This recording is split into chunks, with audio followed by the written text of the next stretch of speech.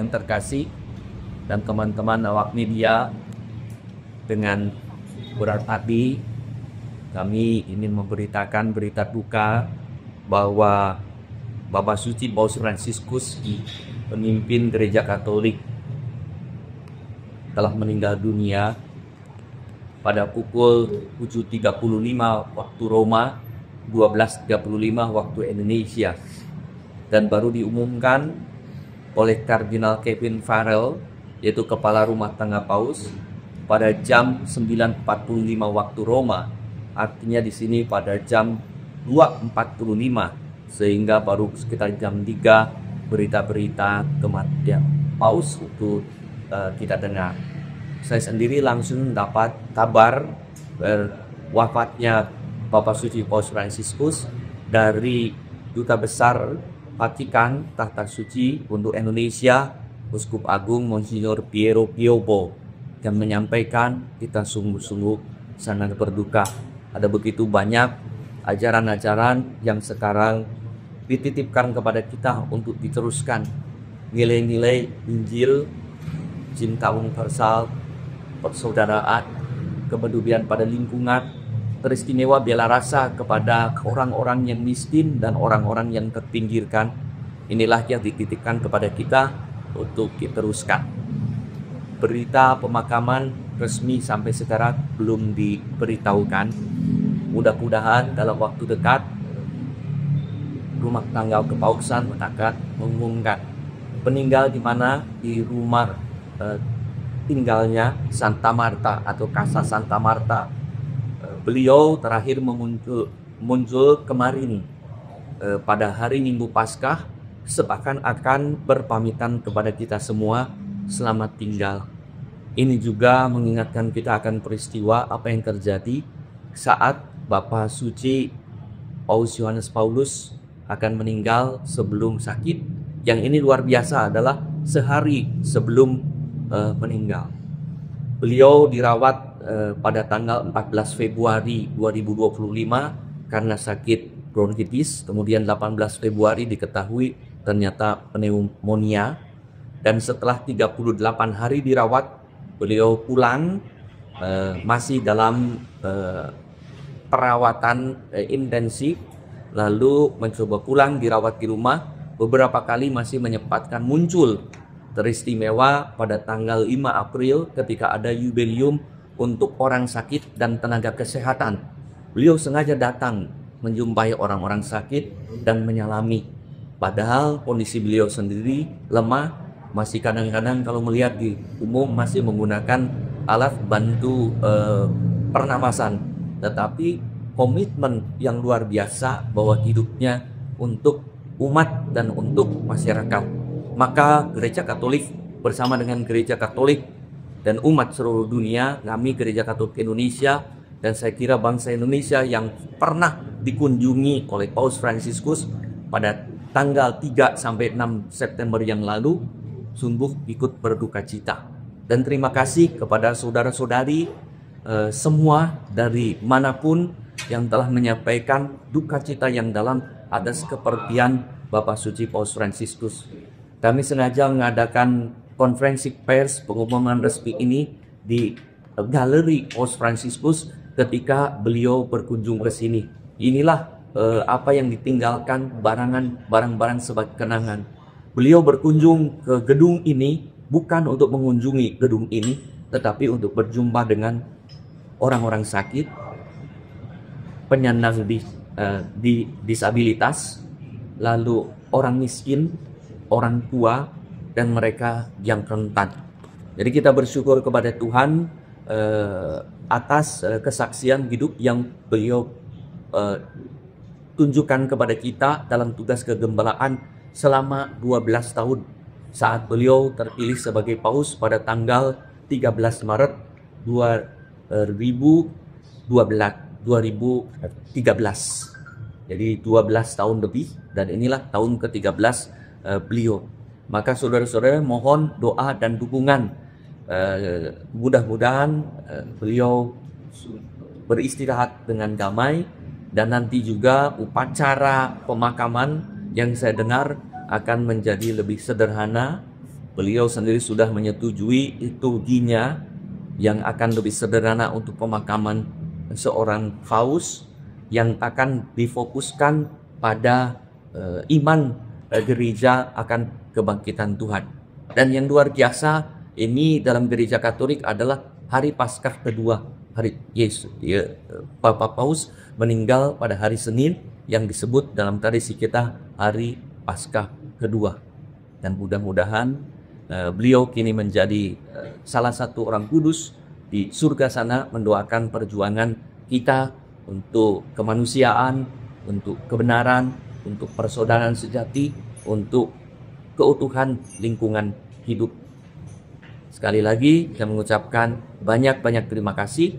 Mari kita doakan untuk kedamaian hati Papa Suci Paus Fransiskus. Artinya akan ada kegiatan duka nggak yang dikelar? Di Jakarta juga akan ada kegiatan duka. Tadi Duta Besar Tahta Suci Nuncio Apostolik Monsignor Piero Biocco menyampaikan kepada saya juga bahwa di kedutaan ini juga akan diadakan acara kedukaan atau misa sesueng, dan juga akan menerima tamu-tamu untuk menyatakan duka cita, biasanya dari pemerintah dan dari tokoh masyarakat. Kalau yang paling berkesan apa sih ajaran dari bela rasa, ya bela rasa terutama kepada orang-orang yang miskin, paling rentan dalam hidupnya.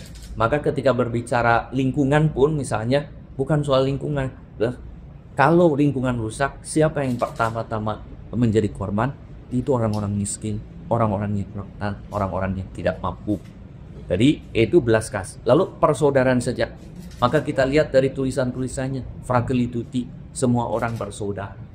Maka ketika berkunjung ke Indonesia, ada satu momen yang luar biasa. Ketika beliau berkunjung ke Masjid Istiqlal, beliau bertemu dengan imam besar, ya, Profesor Dr. Kiai Haji Nasruddin Umar. Dan ada adegan yang spontan, sangat manusiawi, ketika imam besar mencium kepala paus. Dan yang luar biasa, disambut dengan spontan. Dan gambar-gambar itu kan kemana-mana ya. Sebetulnya tidak lengkap gambar itu. Ada gambar kedua yang harusnya juga disebar kemana. Ketika Paus Fransiskus mengambil tangan imam besar dan mencium berkali-kali tangan itu, ya, sebagai tanda kebapakan. Inilah yang dititipkan kepada kita. Bagaimana dua pemimpin agama, ya, besar, ya, karena kesucian dan kesalehan iman mereka pada Tuhan yang diimaninya, diwujudkan dalam persaudaraan sejati. Dan mudah-mudahan peristiwa ini dikenang kita sebagai bangsa Indonesia yang mempunyai Pancasila ini sungguh-sungguh hidup sesuai dengan semangat Pancasila, Bhinneka Tunggal Ika, berdamai, sehingga mudah-mudahan tidak ada lagi masalah kekerasan di dalam kehidupan beragama, ya, intoleransi. Dan mudah-mudahan inilah yang kita jalankan bersama-sama, membangun Indonesia, sehingga mudah-mudahan cita-cita Indonesia emas 2045 ini terwujud. Kalau kita tidak mulai rukun berdamai saat ini, berbela rasa dengan semua orang, bekerja sama dengan berbagai pihak, pemerintah, tokoh masyarakat, tokoh agama, tidak mungkin cita-cita itu akan tercapai. Janji hanyalah sebuah mimpi. Ada yang bawa pada para umat Katolik di seluruh Indonesia? Kepada umat Katolik seluruh Indonesia, tahun ini Paus Fransiskus menetapkan sebagai tahun Jubileum, yaitu tahun pembebasan dengan tema Peziarah Pengharapan. Tetaplah berharap. Ketika masih ada kesulitan-kesulitan, berjuang dan berharaplah. Misteri Paskah yang baru saja dirayakan oleh Gereja Katolik, Jumat Agung bukanlah akhir. Jumat Agung mengantar pada Paskah. Kematian Yesus diikuti dengan kebangkitan Kristus. Maka Paus Fransiskus hadir sebagai gembala yang selalu memberi pengharapan dengan bela rasanya itu. Sehingga orang-orang yang dirasa putus asa, kecewa dalam hidupnya karena pengalamannya, masih tetap bisa berharap dan berjuang. Karena pertama-tama Allah, Tuhan kita mencintai semua manusia tanpa kecuali.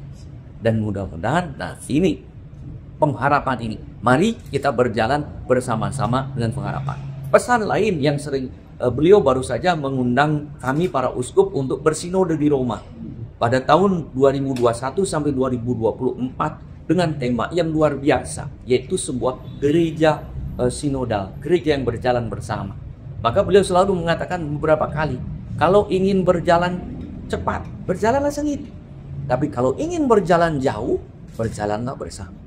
Maka ini juga ajakan kepada kita untuk berjalan membangun bangsa Indonesia yang damai, yang berdaulat tadi, yang emas tadi.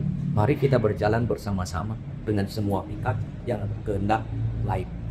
Apakah ada doa khusus yang dilakukan oleh gereja-gereja Katolik Indonesia? Biasanya kita melakukan yang disebut dengan misa requiem, yaitu misa untuk orang sakit, misa untuk mendoakan arwah roh orang yang sudah meninggal, semoga dosanya diampuni oleh Tuhan, jasa dan cintanya dikenang dan dihargai, sehingga yang bersangkutan beliau beristirahat dalam damai. Kemudian ada prosesi khusus dari KWI sendiri untuk menghormati, memberikan penghormatan kepada Paus? Prosesi khusus tidak ada, tetapi prosesi yang seperti biasa dijalankan ketika kita mendoakan orang meninggal. Prosesi khususnya pasti akan dijalankan nanti di Vatikan. Dan mudah-mudahan belum ada beritanya dalam waktu 9 hari ini biasanya Paus dimakamkan. Misa itu akan digelar secara serentak ya. Misa di gereja-gereja tidak akan diumumkan secara serentak, tetapi berdasarkan situasi dan kondisi masing-masing, karena berbeda-beda di daerah juga seluruh Indonesia ada 39 keuskupan, 38 teritorial dan 1 keuskupan ABRI, TNI Polri, dan itu akan melakukan sesuai dengan situasi dan kondisi masing-masing. Kemungkinan kita akan menganjurkan tanggal tertentu, tapi kemudian diserahkan kepada keuskupan masing-masing.